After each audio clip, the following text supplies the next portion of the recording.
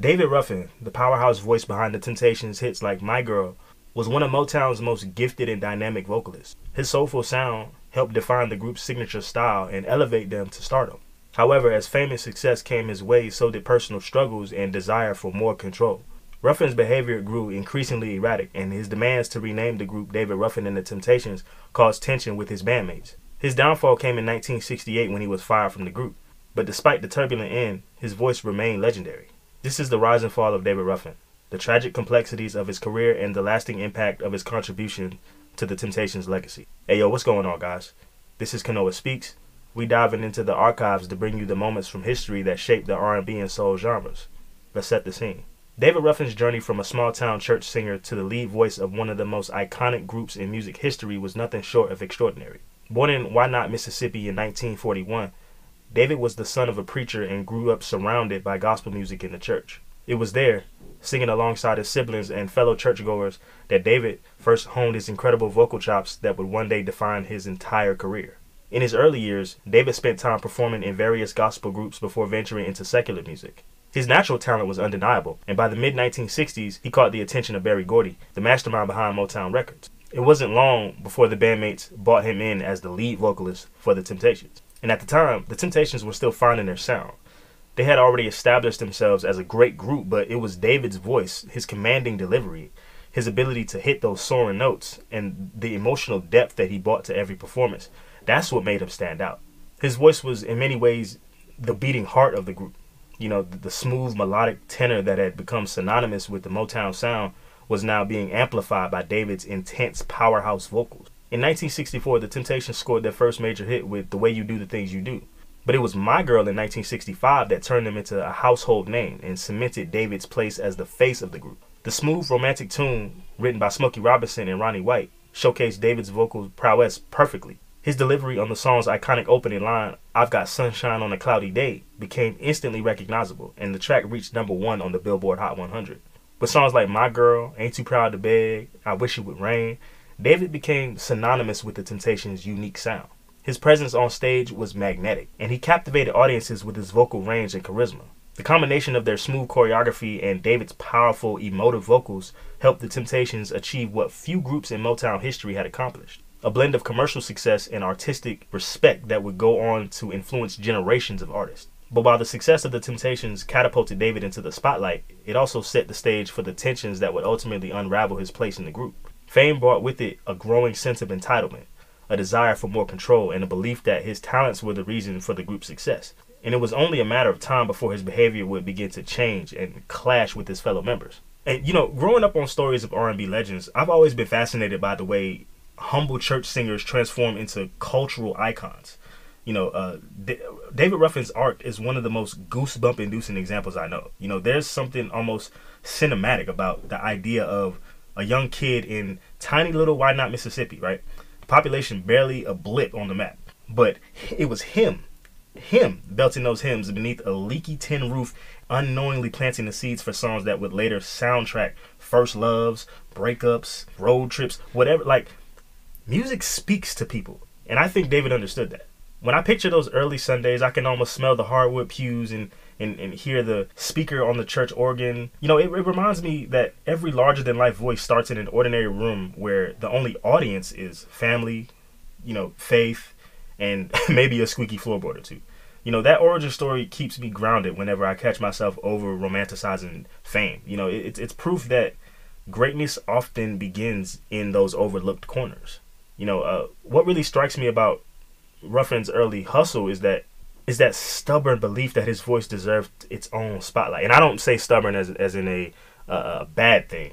Auditioning solo at Motown, I would assume, takes guts, especially in Motown's heyday. You know, it's like walking into the Yankees clubhouse or you know what I mean? Like it's like walking into the Yankees fucking clubhouse and insisting that you pitch better than their ace pitcher. You feel what I'm saying? But their intuition was spot on. Ruffin's tone had that coarse edge to it. You know, that kind that makes you lean closer because you feel the vulnerability just leaking through each note. You know, I sometimes wonder how differently his music career would be if Berry Gordy had let him go solo route from day one. You know, will we still have My Girl as we know it today? You know, would Ruffin have flamed out early without group chemistry to keep him balanced? The what ifs highlight how fragile destiny can be. You know, one handshake and suddenly a kid from Why Not is on a path that college textbooks will dissect for decades. This man was on a path that will be talked about for generations to come. Listening to early Temptations records, you know, you hear a solid, polished quintet. Good, but not yet mythic. You know, the moment his raw tenor slices through that mix, the moment it cuts through everything, the moment it cuts through all that noise, the air just changes. You know, I've admired groups' willingness to let a new member reshape their identity rather than forcing him to color inside their lines. You know, that decision speaks to, it speaks to a lot, actually. It's a reminder that sometimes the best way to level up, hand the mic to the hungriest soul in the room. You know, before David joined, Paul may have been the best, or Eddie, but once David stepped in the room, there was no denying. There was no denying. You know, whenever I collaborate with people on projects, I try to channel that. You know, if someone brings a spark, don't dim it. Build around it. You know, and I'm convinced that songs like My Girl endure because Ruffin didn't merely sing it. He beamed it out from a place of genuine warmth. It's why even in the age of hyper-processed vocals, a 60-year-old Motown record can still send streaming numbers through the roof. Authentic emotion never loses its resale value. It reminds us that charisma isn't about perfect choreography or any of that, but it's about that unspoken contract with the audience. I'm going to give you everything I've got, and you'll leave me feeling 10 pounds lighter. I'm going to put everything that I have on this stage right here, right now. And the way he kind of sort of siphoned that gospel intensity into like pop-like structures, it kind of paved the road for artists like Prince, Bruno Mars, you know, the list goes on. That blueprint, you know, powerhouse vocals wrapped in that polished showmanship, it continues to fuel modern R&B. And we owe a chunk of that lineage to Ruffin's willingness to risk over-singing in a genre that often prized that smooth restraint, those basic, you know, in a genre that is filled with those, you know, bubblegum pop, basic 1, 2, 3, 4. You know, he was very unorthodox, and I love that about him. You know, of course, legends rarely come without those cautionary footnotes, right? Ruffin's ascent illustrates how success can warp self-perception faster than any mirror.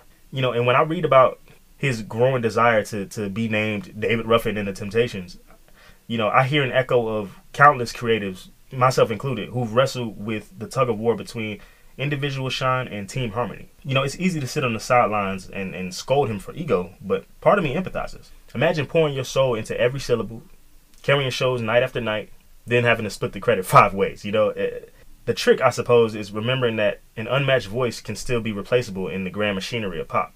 You know, that brings me to who ever seen that movie, Drumline? You know, Dr. Lee, he was like, one band, one sound. You know, when you out on that field, it don't matter if you can play. When you play, nobody hears you. They hear the band. It's the same with David. They hear the group. They hear the Temptations. When the actor in the movie that played Blue in the Temptations movie, he was like, "Now ain't no one man bigger than this group. Now you remember that." He wasn't lying. That wasn't a lie. Ruffin's eventual fallout reminds me to keep both feet on the ground, no matter how loud the applause gets, because history loves a comeback story, but it loves a graceful rise even more.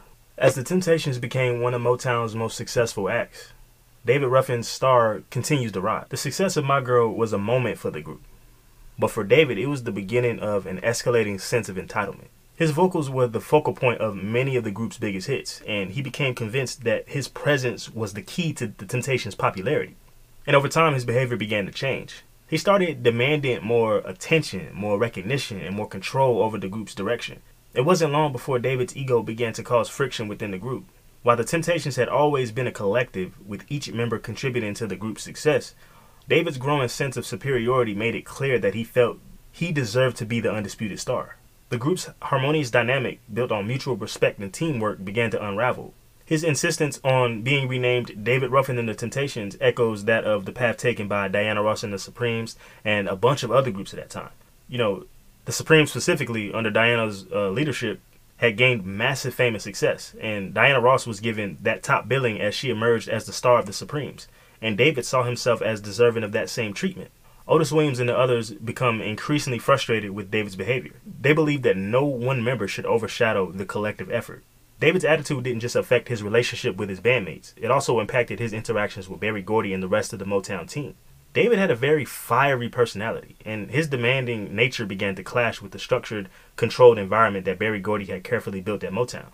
Berry Gordy was known for his hands-on approach to managing his artists, ensuring that their image and careers were carefully crafted. But David was increasingly difficult to manage, and his growing sense of self-importance put a strain on the relationships he had with Motown management. As David's behavior became more of a problem, he also began to exhibit signs of substance abuse. His personal life was falling apart, and his addiction issues combined with the stress from his ongoing disputes with his group members, and it began to take a toll on his performances as a whole. The very things that made David Ruffin such a compelling artist, his intensity, his passion, that also contributed to his downfall. The dissonance between his brilliance as a performer and his destructive personal choices was becoming more apparent with each passing day. The tension came to a head in 1968 when the cracks in the group's foundation became impossible to ignore. The Temptations were in the midst of a highly successful period, but David's behavior had reached a breaking point. David's behavior was increasingly unpredictable, and the rest of the group, along with Motown, was forced to make a difficult decision. This chapter hits really different because it reminds me of how easily success can twist even the most gifted people. I've admired David Ruffin's voice for a long time, and disclaimer, I'm sure you already know this, but I'm not old enough to be around, you know what I'm saying? I wasn't old enough to be around when Temptations were at their prime, you know what I'm saying? But I was definitely raised on their music. And this hits different to me because this part of his story, I can't help but feel a mix of frustration and sadness. It's like watching somebody win a championship and then sabotage the locker room the very next season. As fans, we celebrate the highs, we talk about the lows, but we rarely engage with that messy middle. The part where the ego creeps in, where the spotlight gets so hot and it starts to melt the relationships that help build the platform in the first place. I've been in group settings where someone's talent starts to outshine the others, and I've seen what that does to the vibe. Suddenly, it's not about the team anymore. It's about whose name gets mentioned first. I think what stings the most here is that the Temptations were that rare group where every single piece fit. You had vocal variety, you had synchronized moves, and a collective energy that made the whole greater than the sum of its parts. When Ruffin started to demand the spotlight, it was a betrayal of the brotherhood that they had built in a way. I get why he looked at Diana Ross and felt, why not me? You know what I'm saying? But there's a huge difference between being a standout and stepping on others to make sure that people notice. What really struck with me here is how fame didn't just inflate his ego, it isolated him. The more he pushed for control, the more he pushed away the people who helped him get to the top. I've seen that in real life, not just music. It's a warning sign that when someone starts thinking that they're the brand instead of part of the movement, when they start thinking that instead of them being the spoke on the wheel that keeps the train moving, they think that they're the whole damn train itself. You got to let them go. And it always starts the same way. Late arrivals, missed calls, a chip on the shoulder, too heavy for anybody else to carry. It's painful to watch, especially when the person in question has so much to lose and they have so much talent. Then there's the addiction, and that part hit hardest for me because it puts everything into perspective because, my mother was an addict. For years people saw David Ruffin as difficult or full of himself, but in hindsight you realize that a lot of that behavior was tangled up in pain, it was tangled up in pressure, it was tangled up in his dependence on those drugs. Substance abuse doesn't just dull the edge. It messes with your sense of reality as a whole. That same guy who could bring a crowd to tears with one note was slowly unraveling behind the scenes. It makes you wonder how many of his demands came from true arrogance versus how many came from someone spiraling and clinging to whatever control that they could find left in their life. The fact that his bandmates had to make the call to cut him loose, that couldn't have been easy. No matter how talented someone is, there comes a point where their chaos outweighs their contribution. And, I've had to walk away from people like that in my own life. Folks I looked up to, admired, even loved, but who became too toxic to keep around. It's never just one dramatic outburst that seals the deal. It's a buildup. It's the straw that breaks the camel's back. Like I said, the missed rehearsals, the missed calls, the late showing up, the disrespect. It's that slow erosion of trust. When we read about the Temptations finally reaching their breaking point, I don't judge them. You feel what I'm saying? I respect them for it because sometimes protecting the legacy means making that hardest call. We got to keep this train moving, baby. This ain't just about his downfall. It's about what fame does when it hits too fast and too hard and without enough grounding. In a lot of ways, it's a cautionary tale for anyone chasing that dream. Know who you are when the spotlight fades because talent will get you noticed, but character is what keeps the mic in your hand. By 1968, the tension within the Temptations had reached its peak. David Ruffin and his demands for solo recognition were causing irreparable damage, to the point where the tipping point came when the group had a major performance in Cleveland and Ruffin just didn't show up. He chose to attend a concert by his then-girlfriend, singer Tammy Terrell, instead. The rest of the Temptations had to perform without him, and that was it. They couldn't rely on him anymore, no matter how iconic his voice was. To me, it's one of the most tragic stories in R&B. Ruffin had the kind of voice that made people stop whatever they were doing, but his self-sabotage was louder than his talent at most times. He was the sound of the Temptations during their golden era, but a group like that can't function if one guy treats himself like the solo act. At the time, Berry Gordy and the Motown team were becoming very frustrated with David's antics. While Gordy had been heavily involved in nurturing the Temptations' early image and success, he was also concerned about the group's future. The pressure from both the group and the label to take action was mounting. The Temptations had built their success around his powerful vocals and charismatic stage presence. On June 27, 1968, the Temptations officially dismissed David Ruffin from the group. It was a shocking moment in Motown history, and for many, it was unthinkable to imagine the Temptations without David's soulful voice leading the charge, without David at the helm. His departure from the group was a defining moment, both for the band and for Motown itself, as it signified the end of an era. The decision to replace David was swift. Dennis Edwards, who had previously sung with the Contours, was brought in as a replacement. Edwards had a different vocal style, but his voice proved to be a great fit for the group, and he went on to contribute to hits like Cloud 9 and Papa Was a Rolling Stone. However, that change wasn't without its challenges as well. While Edwards was an excellent addition to the group, there was no replacing that raw emotion and power that David had originally brought to the Temptations. And him being at the forefront of the group's success and to be dismissed like that was a blow to both his ego and his sense of identity, I bet. Because the firing also signified something deeper, and that's that David was no longer just fighting for control over the group. He was also battling with his own personal demons. In the wake of his departure, David's relationship with the remaining members of the Temptations became strained. The camaraderie that had once existed between him and the other Temptations members was now shattered. Motown, on the other hand, had to move on. The label had invested too much into the Temptations to let them unravel due to one member's instability. With Dennis Edwards now officially a part of the group, the Temptations would continue to thrive, adapting to a new era while still maintaining the legacy of their past hits. But for David, the loss of his position in the group marked the start of a difficult period in his career. And this chapter is where the heartbreak really sets in, because reading about Ruffin's firing always feels like watching that final scene in a great movie where the ending won't be happy, but it still hits hard every time. What makes it so tragic is that it didn't have to go that way. David had the voice, he had the look, he had the charisma, everything you need to be iconic, but talent without that discipline is like a car with no brakes. Eventually the ride crashes. And in June 1968, that crash came in the form of his dismissal from the group, right at the peak of the Temptations' success.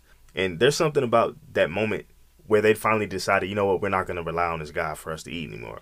That is something about that moment. That's embarrassing, man. That's embarrassing as hell. It's loud. It's embarrassing, and it reminds me that like self-destruction. It don't wait for privacy. It don't matter if you're the most famous person in the world or if you're a regular, everyday, average Joe. So that self-destruction, it's gonna kick down the door, usually at the worst possible time. And I've seen people I care about spiral in similar ways. The pain of watching someone with so much promise unravel never leaves you. That's the weight this part of Ruffin's story carries. The fans might have seen a diva or whatever the case may be, but his bandmates saw a brother that they couldn't reach anymore.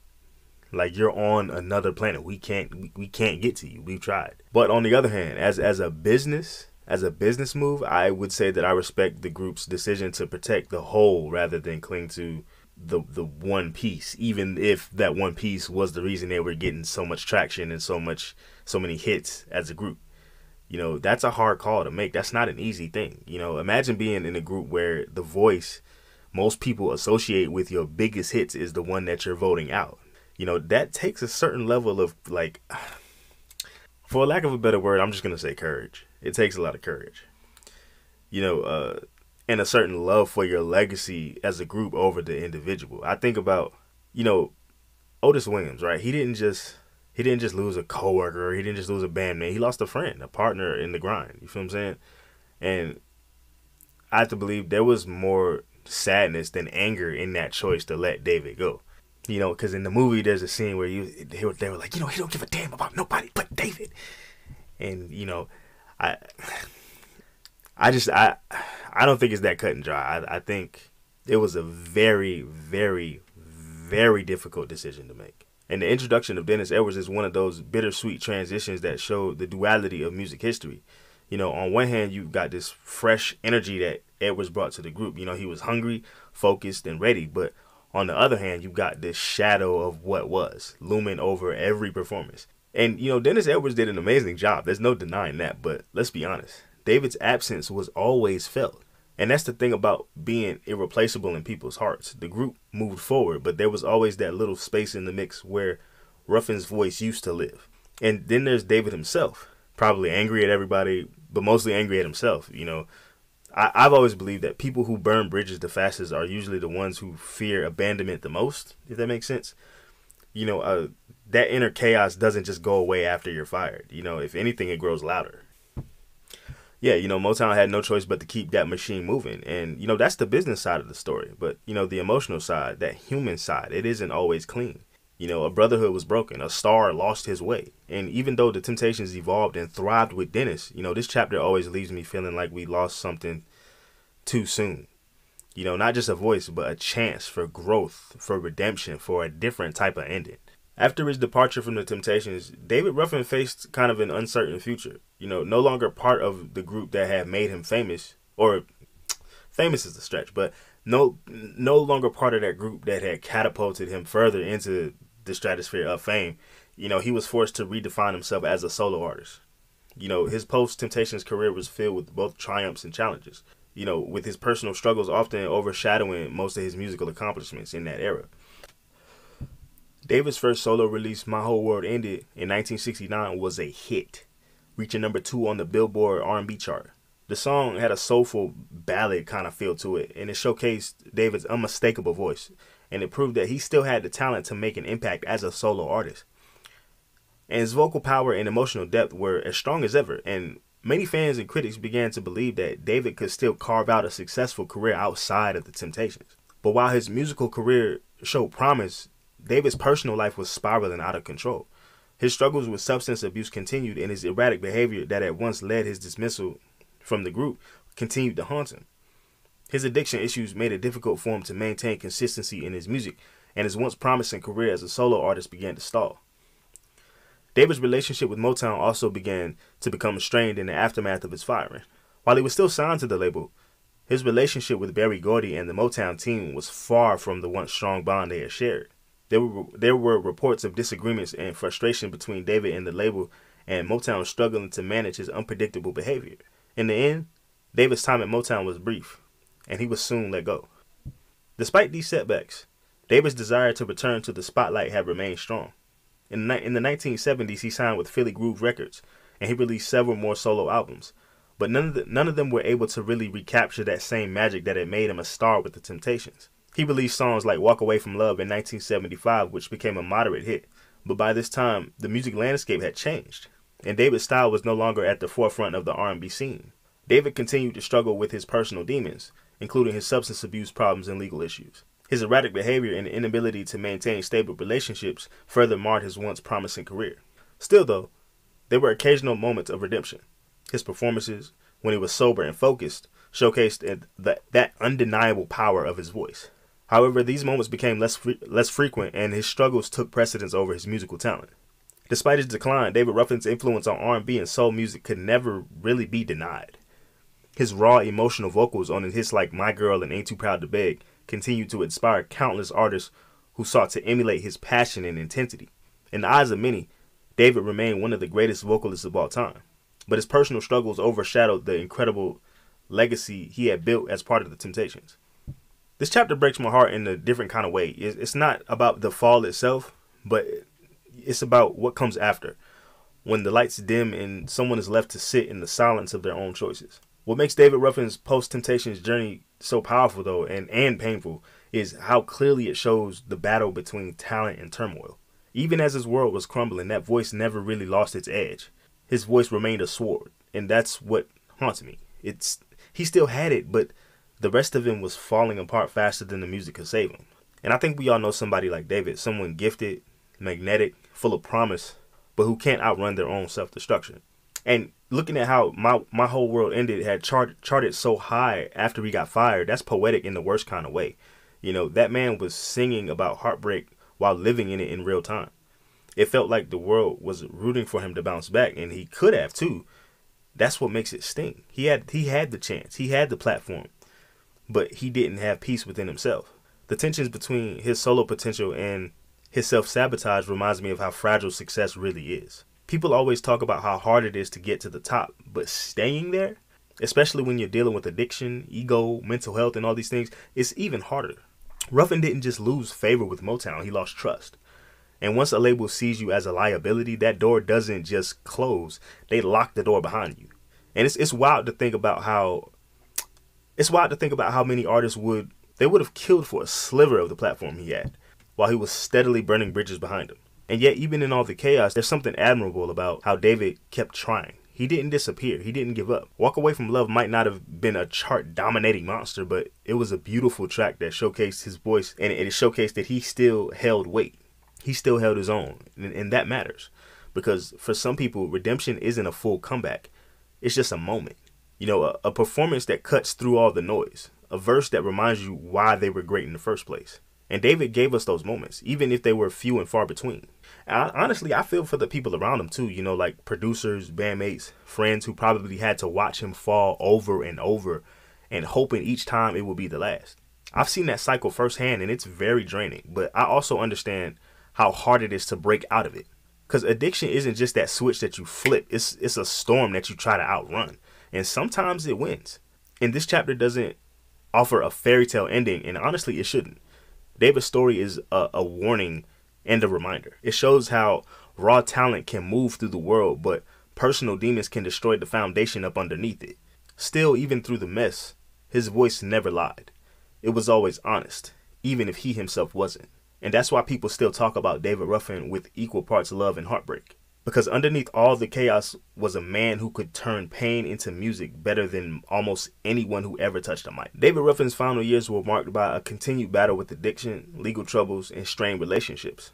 Despite the peaks of his career, the toll of his personal demons ultimately caught up with him, and his tragic decline became a stark contrast to the vibrant, powerful performer he once was. By the 1980s, David's health had deteriorated significantly, and he really struggled to maintain any semblance of stability. His personal life was marked by multiple marriages, strained family relationships, and a lot of ongoing struggles with substance abuse. Despite all of his battles, though, David never truly disappeared from the music scene. He made a brief attempt at a comeback, performing with the Temptations on occasion during their reunion tours in the late 70s and early 80s. However, his time with the group was short-lived again, and his performances were often marred by his personal issues. The contrast between his powerful, emotive voice and his erratic behavior became more evident as time passed. Some fans still believed in his talent and supported his efforts to return to form. The toll of years of substance abuse was undeniable. Sadly, David Ruffin's story came to a tragic end. On June 1st, 1991, he passed away at the age of 49 from a drug overdose. His death was a devastating blow to the music world, as one of R&B's most distinctive voices was silenced far too soon. In the years following his passing, David's influence on soul and R&B music has only grown. His powerful vocals on songs like My Girl, Ain't Too Proud to Beg, and I Wish It Would Rain are still considered some of the greatest performances in the history of American music today. Though his life was filled with both incredible successes and heartbreaking tragedy, David Ruffin's legacy lives on. His voice continues to resonate with fans of soul music, and his impact on the Temptations, Motown, and the R&B genre as a whole is immeasurable.